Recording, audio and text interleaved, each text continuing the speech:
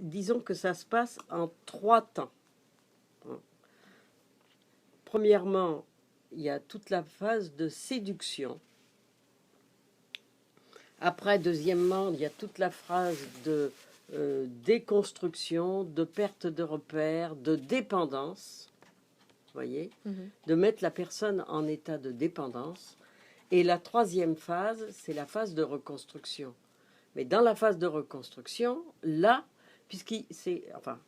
c'est un viol du cerveau. Ils ont vidé le cerveau de la personne.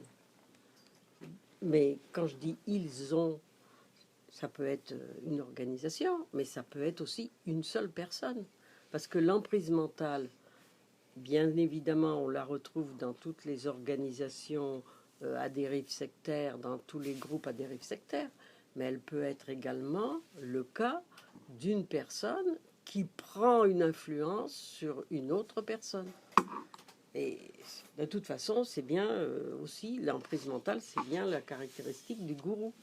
Hein, Et alors, dans la troisième phase, qui est la reconstruction, il y a, disons, après avoir vidé le cerveau, eh bien, on peut remettre, on peut conditionner. Le conditionnement, ça existe. Hein.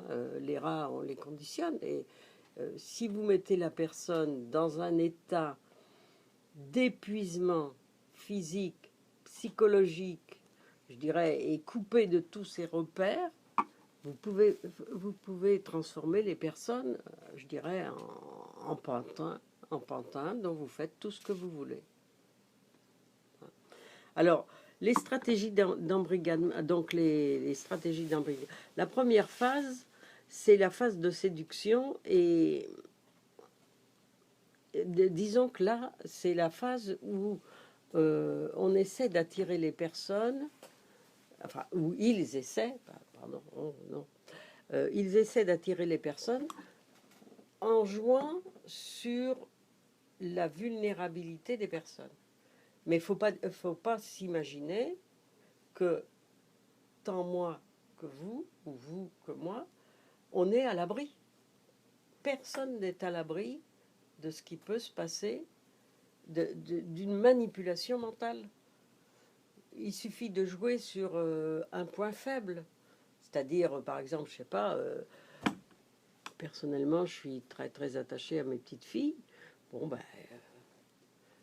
peut-être que si on jouait là-dessus, on arriverait. Bon, alors, bien évidemment, je suis quand même en alerte, mais pour des personnes qui ne sont pas en état d'alerte, ça peut être facile de.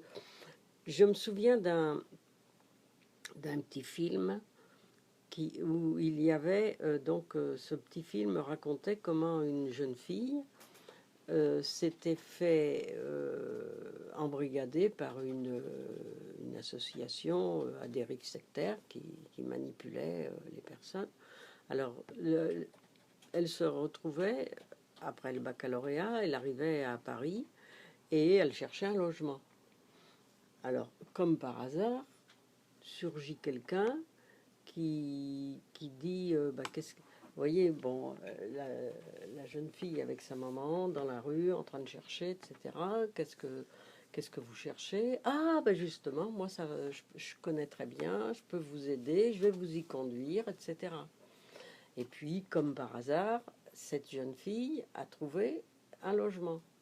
Donc, elle a attribué le fait qu'elle ait pu se loger à cette personne qui, en fait, faisait du recrutement pour un groupe à dérive sectaire. Alors, ensuite, la jeune fille était petit à petit, cette personne passait voir cette jeune fille, puis elle a su, après elle l'a entraînée dans des réunions où ils étaient en groupe, entre eux, etc. De manière, bon. Et puis après, elle a su créer le besoin. C'est-à-dire, bon, elle l'a d'abord séduite parce que elle a montré qu'elle était présente, qu'elle pouvait l'aider, etc. Et puis ensuite, elle a utilisé son point de faiblesse parce que, un, elle cherchait un logement, et deux, elle était toute seule dans une ville qu'elle ne connaissait pas. Donc, elle a utilisé son point de faiblesse pour répondre à cette demande. Qu'est-ce qu'elle a créé ensuite? Deuxièmement, elle a essayé de... Il y a déconstruction des repères. C'est donc la deuxième partie. Tous les repères sont déconstruits. Donc la personne est isolée de sa famille. Bon, là c'était le cas. Ensuite, elle est isolée de ses proches, de ses amis.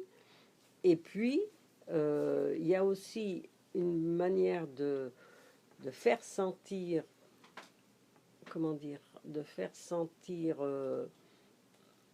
de mettre la personne en état de faiblesse en la privant, par exemple, de sommeil, en la privant de nourriture. Vous avez différentes groupes qui sont en fait des organisations sectaires, mais qui organisent par exemple des randonnées où vous marchez dans le désert.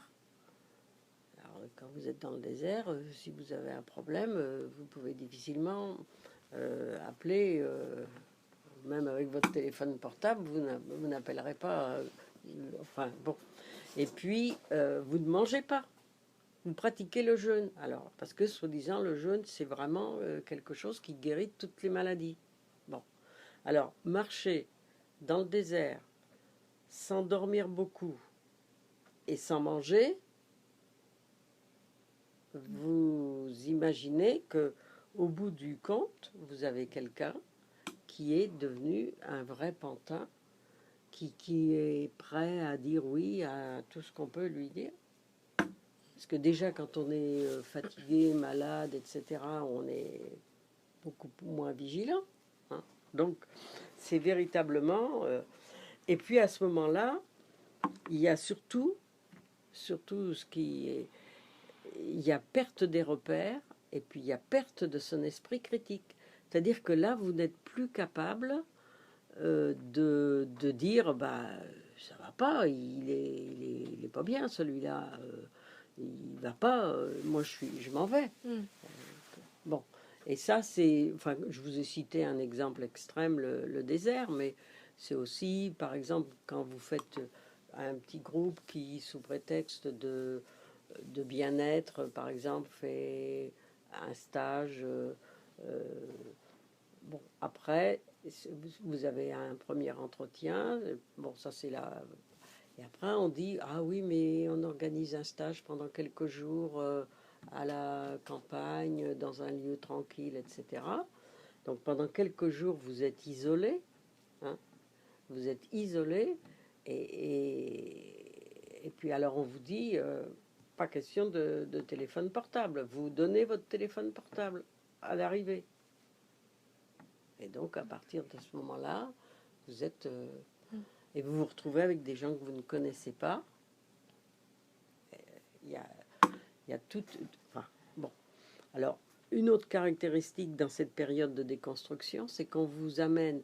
Là, on ne vous fait pas comprendre que vous n'êtes plus la personne magnifique, idéale, qui est... Ça, c'est la phase de séduction. Dans la phase de séduction, vous avez toutes les qualités. Et la personne qui essaie de vous séduire, elle vous paraît quand même quelqu'un d'extraordinaire, de merveilleux. Et c'est quelqu'un avec qui vous vous entendez parfaitement, et quelqu'un qui... Et vous dites, j'ai jamais vu quelqu'un de cette qualité-là.